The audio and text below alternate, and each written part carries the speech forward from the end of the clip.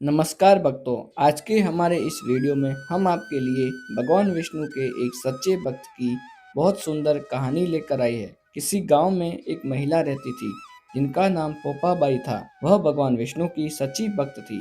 वह उनकी पूजा सेवा पूरे नियम और प्रेम भाव से करती थी। उन्होंने अपना पूरा जीवन भगवान विष्णु को समर्पित कर रखा था। उनके माता पिता का बचपन में ही देहांत हो चुका था और उनका एक बड़ा भाई था। भाई की शादी हो चुकी थी और वह दिन रात पोपाबाई की शादी की चिंता में लगा रहता था। जब भी कोई रिश्ता आता, पोपाबाई मना कर देती। उनके भाई को लगा कि यह सब उनके पूजा पाठ की वजह से हो रहा है। एक दिन उनके भाई ने कहा कि तुम अब किसी भी प्रकार का पूजा पाठ नहीं करोगी। यह सुनकर पोपाबाई को बहुत दुख हुआ और वह बोली, मेरा जीवन भगवान को समर्पित है, मैं कभी शादी नहीं करूंगी। मेरी झोपड़ी गांव के बाहर बनवा दो। मैं यहाँ अब नहीं रहूंगी और गांव के सभी लोगों से कह दो कि वे अपनी गाय बछड़ों को मेरे यहाँ घास चराने के लिए भेज दो। मैं उनका पूरा दिन ध्यान रखूंगी। बदले में वे अपने घर का बचा खुचा खाना भी मुझे दे दे। भाई ने उन्हें समझाने की बहुत कोशिश की, पर पोपाबाई नहीं मानी। वह अब अकेली गांव के बाहर झोपड़ी में रहने लगी और ज्यादा से ज्यादा समय भगवान की सेवा और पूजा में बिताने लगी।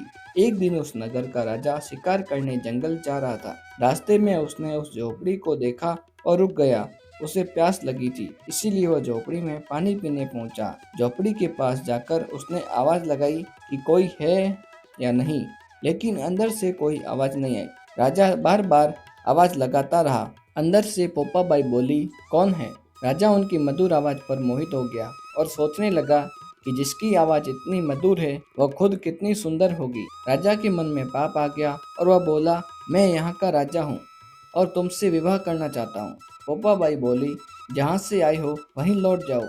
मैं किसी पराये पुरुष का मुख भी नहीं देखती, शादी तो दूर की बात है। यह सुनकर राजा और भी जिद्दी हो गया और उन्हें जबरदस्ती अपने महल ले गया। पोपाबाई ने राजा को श्राप दिया कि तुम्हारा राजपाट नष्ट हो जाएगा। महल में जब रानियों को सारी बात पता चली तो उन्होंने राजा से अनुरोध किया कि इस महिला को वापस छोड़ दो, क्योंकि यह हमारे राज्य के विनाश का कारण बन सकती है। रानियों की बात सुनकर राजा पोपाबाई को वापस छोड़ने के लिए निकल पड़ा। रास्ते में एक पाप की नदी आई जिसमें राजा डूब गया। पोपाबाई बहुत दुखी थी क्योंकि एक पराये पुरुष ने उन्हें छुआ था और उनके सतीत्व को नष्ट करने की कोशिश की थी। उन्होंने वहीं अपनी इच्छा शक्ति से अपने प्राण त्याग दिए। जब पोपाबाई धर्मराज के पास पहुंची तो उन्होंने उनका बहुत आदर और सम्मान किया और कहा, आपको वैकुंठ धाम नहीं मिल सकता क्योंकि आपने विधि विधान के अनुसार नहीं बल्कि अपनी इच्छा से प्राण त्यागे हैं, परंतु भगवान विष्णु की आज्ञा से आपको सोने का राज्य दिया जाएगा। तो भक्तों, यह थी भगवान विष्णु की अनन्य भक्त पोपाबाई की कहानी।